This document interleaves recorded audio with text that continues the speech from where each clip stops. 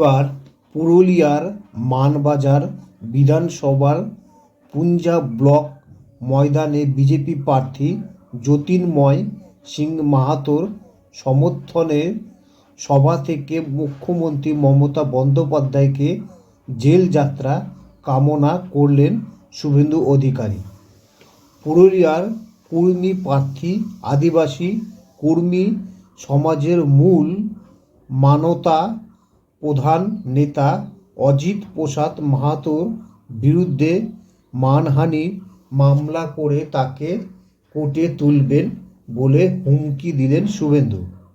বর্ষীয়ান কংগ্রেস নেতা নেপাল মাহাতো কেন ভোটে দাঁড়িয়েছেন এই প্রশ্ন তুলে আক্রমণ করেন তাকেও। মুখ্যমন্ত্রী জেলযাত্রা কামনা থেকেই আরও একবার পরিষ্কার ইডি সিবিআই নানান কেন্দ্রীয় এজেন্সিকে ভর করেই রাজনীতি করছে গেরুয়া শিবির। তাই নির্বাচনী জনসভার মঞ্চ থেকে বাংলার মুখ্যমন্ত্রীর জেলযাত্রা কামনা করে বসলেন রাজ্যের বিরোধী দলনেতা। 24-এই এই তৃণমূল সরকারকে পতন করবেন বলে হুমকি দেন শুভেন্দু। সন্দেশখালির ভিডিওকে ফের ফেক বলে সংবাদ অভিষেক বন্দ্যোপাধ্যায় নামে না করে তাকেও আক্রমণ করেন। তার কথায় দুটোকেই প্যাক করব, আই প্যাক আর ভাইপো। জঙ্গলমহলের 4 জেলায় কুর্মীরা প্রার্থী দেওয়ায় প্রথম থেকে চাপে বিজেপি।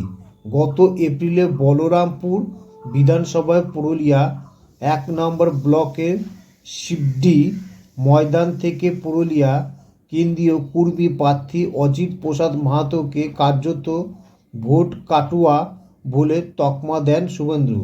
তার প্রেক্ষিতে কুর্মীর প্রার্থী বলেছিলেন জাতিসত্তার জন্য ভোটে দাঁড়িয়েছেন। পুরুলিয়ার মানুষকে কেন তিনি বঞ্চিত করে প্রাথমিক শিক্ষকের চাকরি পূর্ব মেদিনীপুরে নিয়ে গেলেন। এর প্রেক্ষিতে শুভেন্দু ওই কুর্মী প্রার্থীকে উকিল নোটিশ পাঠান।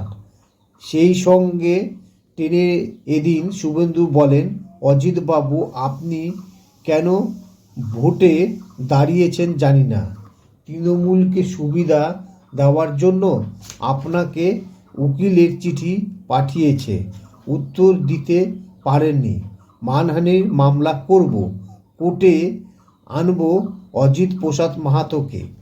তৃণমূলের বি টিম হিসাবে কাজ করছেন, এবার জিততে দেব না, ভোট ভাগ হতে দেব না, পাল্টা দিয়েছেন কুর্মীর প্রার্থী অজিত প্রসাদ মাহাতো। তিনি তার আগের কথার সূত্র ধরেই বলেন, পুরুলিয়াকে বঞ্চিত করে প্রাথমিক শিক্ষকের চাকরিগুলো পূর্ব মেদিনীপুরে কিভাবে গেল, কার সঙ্গে চুক্তি করে এই চাকরি পূর্ব মেদিনীপুরে গিয়েছে, এর জবাব আগে দিতে হবে, তারপর আমি তার অন্য কোনো প্রশ্নের উত্তর দেব। সেই সঙ্গে অজিতবাবু মনে করিয়ে দেন জাতিসত্তার জন্য তাদের লড়াই এবং ভোটে দাঁড়ানো।